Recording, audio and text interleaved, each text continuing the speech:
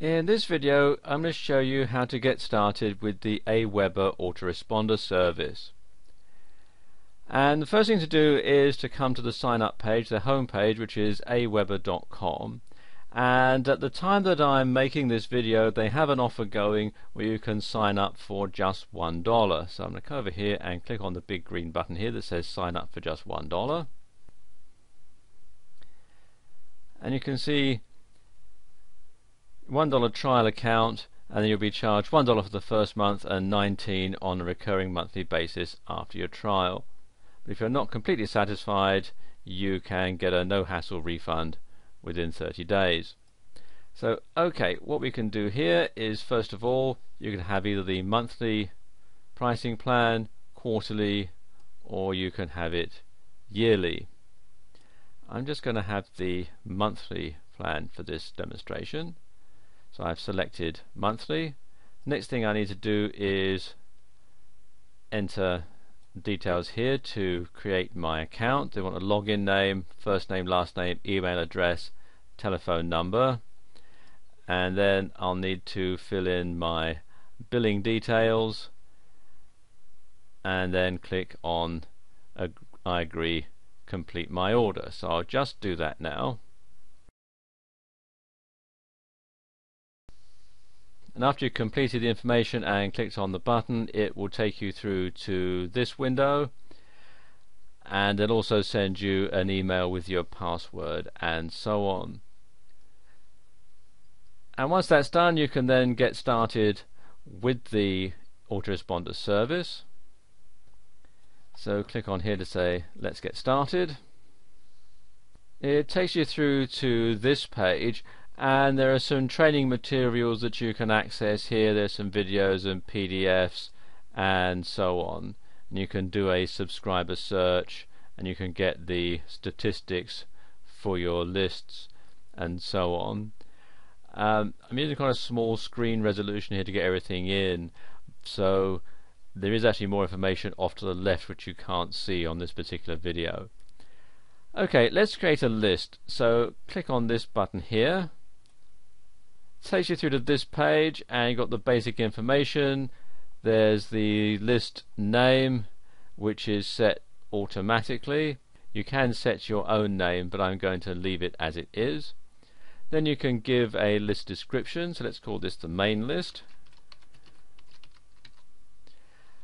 Then there's the from name, that's the name which will appear as the sender, and then there's the email address. They say you should avoid using free addresses like AOL.com and Yahoo.com, and if I was doing this for real, I would have the contact address with my website URL on there, but I'm actually not going to do that for this demonstration. I'm going to leave it as this Gmail account. Okay, scroll down a bit here. Then you have the notifications, and this is where an email will be sent when someone subscribes to your list. You can enter that in there, or you can use the default one that you set up when you opened your account. I'm going to leave it with the default one for the moment, so click here on Save Settings. Okay, now let's add some messages in. So add a follow-up message.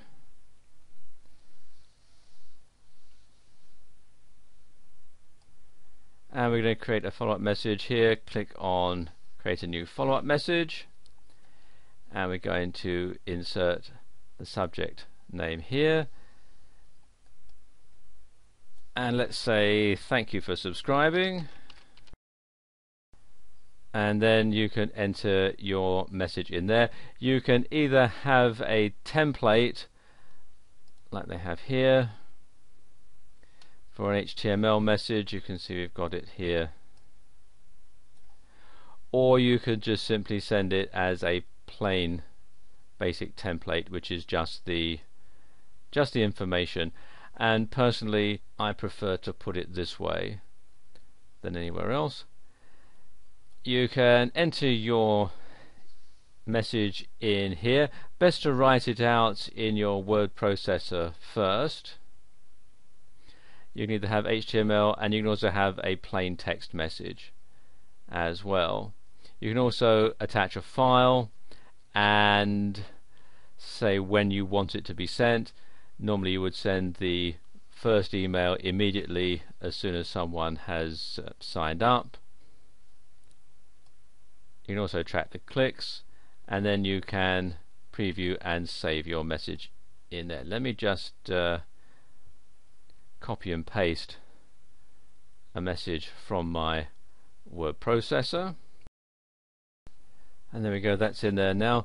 One thing you can also do with this is to personalize the message so that it looks like it's being addressed to the subscriber directly instead of just being sent out to everybody.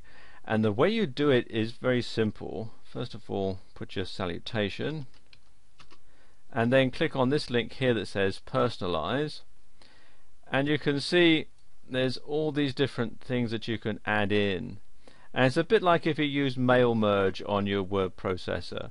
So I'm going to have first name, and now there we go, it says hi first name, thanks for signing up, here's the link to your first video download. And what we can do is highlight that and insert the link by clicking on this icon here. Okay, you put in the link text in here, and then you can copy and paste the URL in there, and then click on insert, and there we go, there's our first link put in. You do the same with this one. Okay, that's done. Let's just preview it. As I come down to the bottom here, I can preview the message, and there we go. I need to put another space there between from and pkzip. Let me just correct that. I just put the space in here, I think, or maybe there we go, that'd be better. And again, preview it. There we are, now that's ready to go. So close that and save the message, and there we go, your message has been saved, and you can see it's now in the follow-up message box here, and then I can click on this button here to set up more follow-up messages. Of course, no one's going to get the message if they don't know how to sign up, so come over here to the Web Forms tab, and takes you to this page, and you can create a new web form just by clicking on this green button there. You can see here step 1 is to design the look of your web form, and you can have a various ones that you can select here. Let's have barbecue. It gives you an idea as to what it will look like. Click on load template. You can edit the header by clicking here. There you go, get your free barbecue video now, just complete the box below, so click on save.